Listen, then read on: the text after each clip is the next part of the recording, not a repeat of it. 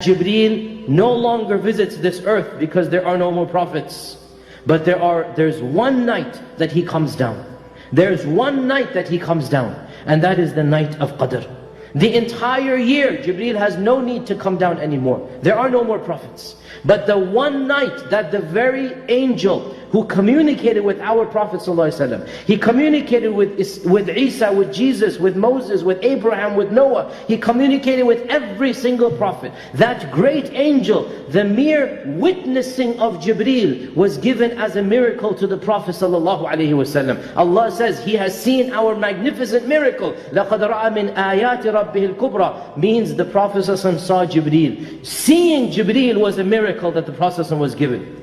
That angel is coming to earth on the night of Qadr. What a magnificent night. And the whole horizons are packed with angels.